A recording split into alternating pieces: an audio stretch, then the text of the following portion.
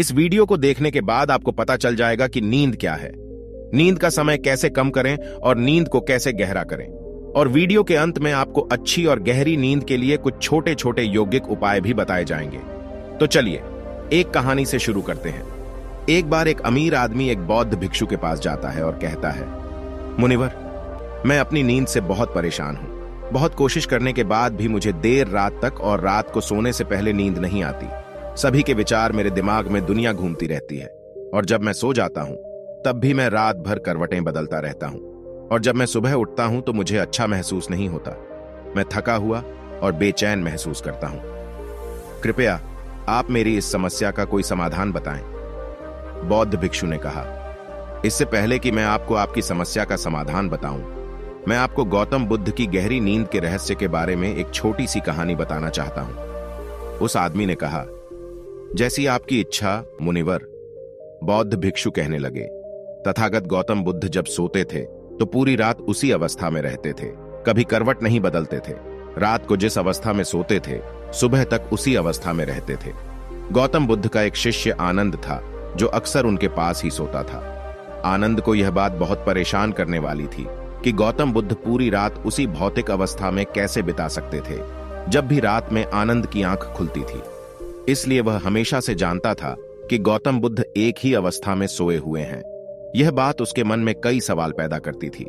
लेकिन एक दिन भिक्षु आनंद अपनी जिज्ञासा को रोक नहीं सका और वह गौतम बुद्ध के पास गया। आधी रात में उसने गौतम बुद्ध को जगाया। नींद से उठकर बोले, तथागत मुझे क्षमा करें, मैं जानता हूं कि यह आपसे प्रश्न पूछने का सही समय नहीं है, क्योंकि आप सारा दिन चलते रहते हैं और लोगों को धम्म का ज्ञान देते हैं और उनकी समस्याओं का समाधान करें। लेकिन मेरी जिज्ञासा इतनी बढ़ गई है कि मैं सुबह तक इंतजार नहीं कर सकता, इसलिए कृपया मेरे प्रश्न का उत्तर दें और मेरी जिज्ञासा को शांत करें। भिक्षु आनंद ने आगे कहा, मैं पिछले 20 वर्षों से आपके साथ हूं और देख रहा हूं कि आप पूरी रात एक ही अवस्था में बिताते हैं, जरा सा भी हिलते नहीं हैं। तो क्या आप सच में सोते हैं या नहीं सोते हैं? बिल्कुल। गौतम बुद्ध आनंद की ओर देखकर मुस्कुराए और बोले, मैंने अपने लिए सोने की सही स्थिति ढूंढ ली है। अब मुझे सोते समय हिलने डुलने की जरूरत नहीं है। मैं नींद की अवस्था में भी जागता रहता हूं, जबकि मेरा शरीर सो रहा होता है, लेकिन मैं जागता रहता हूं। सवाल यह नहीं है कि नींद की अवस्था में शरीर चलता है या नहीं।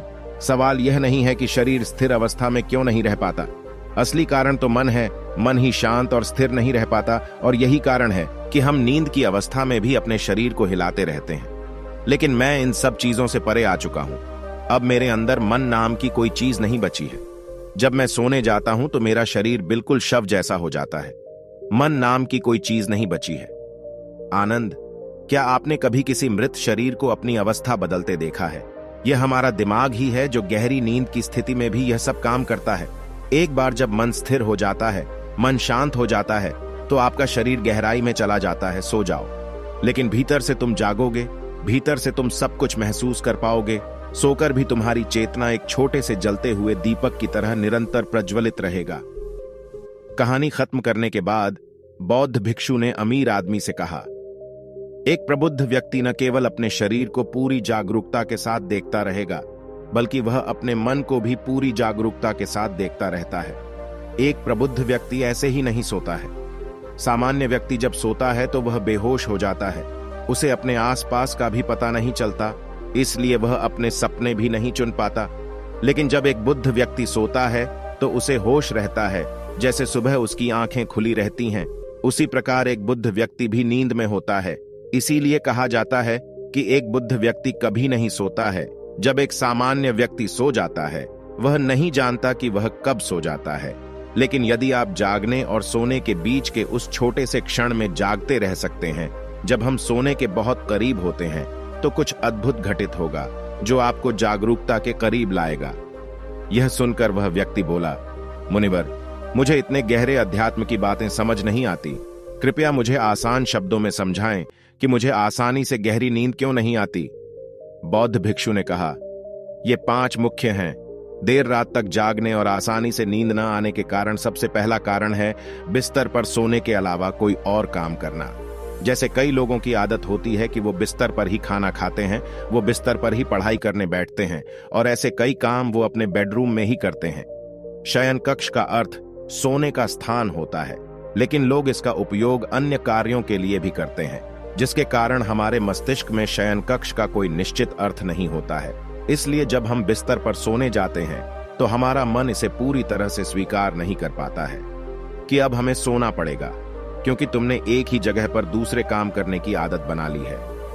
दोस्तों, अगर हम आज के समय के हिसाब से बात करें तो हम बिस्तर पर लेटकर भी फोन पर बात करते हैं, बिस्तर पर बैठकर ऑफिस का काम भी करते हैं, चाहे वह फिल्म देखना हो, खाना खाना हो, वीडियो गेम खेलना हो या गपशप करना हो। आजकल लोग अपना ज्यादातर समय बिस्तर पर लेटे हुए बिताते हैं, जिसके कारण हमारे दिमाग में बिस्तर अब सिर्फ सोने की जगह नहीं रह गया है। और ये एक बड़ा कारण है कि जब हम बिस्तर पर जाते हैं तो घंटों तक नींद नहीं आती। बौद्ध भिक्षु ने आगे कहा, बौद्ध आश्रमों में भिक्षु सुबह उठते ही अपना बिस्तर छोड़ देता है और फिर रात के समय ही वापस बिस्तर पर जाता है, जिससे उसके दिमाग को पता चल जाता है कि बिस्तर पर जाने का मतलब बिस्तर पर जाना है। गहन निद्रा। अच्छी और आरामदायक नींद न मिलने का एक और कारण है सोने का कोई निश्चित समय न होना। बौद्ध भिक्षु ने कहा, अगर आप सुबह जल्दी और पूरी नींद के साथ उठना चाहते हैं तो आपको रात में जल्दी और एक निश्चित समय पर सोने की आदत डालनी होगी। बौद्ध आश्रमों में रहने वाले भिक्षु हमेशा रोशनी लेते हैं और सोने से कुछ घंटे पहले एक निश्चित समय पर आसानी से पचने वाला भोजन करें और हर दिन एक निश्चित समय पर सो जाएं। तो इस तरह वे एक निश्चित दिनचर्या का पालन करते हैं। बौद्ध भिक्षु ने आगे कहा, गहरी नींद न आना और सुबह उठने पर अच्छा महसूस न करना। तीसरा कारण है सोने से पहले नकारात्मक चीजों के बारे में सोचना। जिस तरह के विचारों के बारे में सोचते हुए आप सोते हैं, जब आप अपनी आंखें खोलते हैं सुबह में, ये पहले विचार हैं जो आपके मन में आते हैं। इसीलिए जब आप नकारात्मक विचारों के साथ सोते हैं तो सुबह आप उनके साथ ही जागते हैं। बिस्तर पर लेटे हुए जब हम सोने ही वाले होते हैं तब हमारा अचेतन मन सबसे अधिक सक्रिय होता है और इस समय हम जो विचार अपने अंदर पैदा कर रहे होते हैं, हमारा अचेतन मन उन विचारों को सीधे स्वीकार कर लेता है और उन्हें वास्तविकता में लाने का प्रयास करता है। हमारा अचेतन मन ऐसा नहीं कर पाता है, अच्छे और बुरे विचारों में से चुने।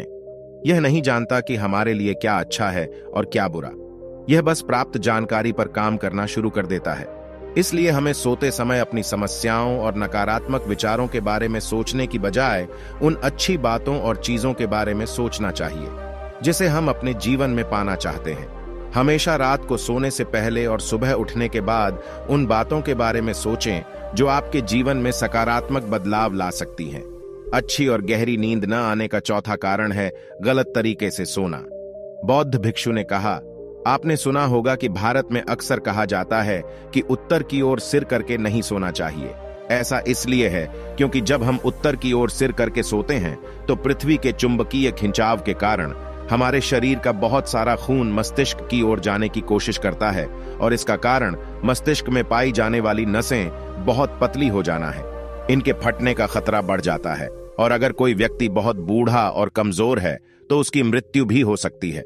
लेकिन आमतौर पर जो लोग उत्तर दिशा की ओर सिर करके सोते हैं, जब वे सुबह उठते हैं तो उनके सिर में तनाव महसूस होता है और वे पूरी रात बेचैनी में या करवटें बदलते हुए बिताते हैं। दूसरी गलती जो लोग अपने सोने की स्थिति में करते हैं वो ये है कि वो बस किसी भी तरह सो जाते हैं। उन्हें इस बात से कोई फर्क नहीं पड़ता कि उनकी रीढ़ की हड्डी सीधी है या नहीं। लोग अक्सर पेट या किसी भी चीज के बल सोते हैं, जबकि हमें कोशिश करनी चाहिए कि या तो हम सीधे सोएं या फिर बाईं ओर करवट लेकर सोएं। इससे शरीर के अंगों पर अतिरिक्त दबाव नहीं पड़ता है। सोते समय बहुत मोटे गद्दे का प्रयोग न करें, क्योंकि इससे आपकी रीढ़ की हड्डी झुक जाती है और गहरी नींद में बाधा आती है। इसके अलावा ज्यादा मोटे तकिए का इस्तेमाल न करें, इससे आपकी गर्दन ज्यादा मुड़ती है और शरीर में तनाव महसूस होता है और इससे आपकी गहरी नींद में बाधा उत्पन्न होती है।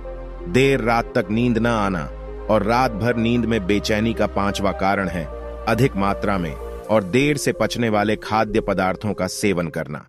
अगर आप रात के समय घुटन भरे और अत्यधिक तैलीय पदार्थों का सेवन करते हैं तो इससे हमारी नींद में भी खलल पड़ता है, क्योंकि इन पदार्थों को पचाने में बहुत अधिक समय और ऊर्जा लगती है। इसलिए अगर आप ऐसे पदार्थों का सेवन करते हैं तो कोशिश करें कि सोने से करीब 3 से 4 घंटे पहले इनका सेवन करें।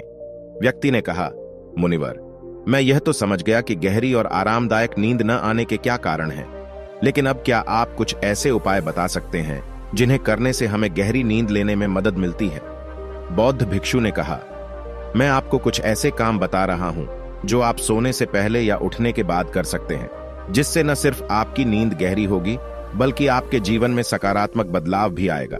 और ये सभी काम आपको नहीं करने चाहिए। आप इनमें से जो भी 2 से 3 कार्य आपके लिए उपयुक्त हों वह कर सकते हैं। सबसे पहले कोशिश करें कि सोने से पहले गुनगुने पानी से नहा लें। नहाने से हमारा शरीर जागृत और तनाव मुक्त हो जाता है। आपने देखा होगा कि जब कोई व्यक्ति नहाकर आता है तो उसके अंदर एक सकारात्मक ऊर्जा का एहसास होता है। वह अधिक खुश और तनाव मुक्त नजर आता है। इसका कारण यह है कि हमारे शरीर का अधिकांश भाग पानी है और पानी हमारे शरीर का मूल अंग है।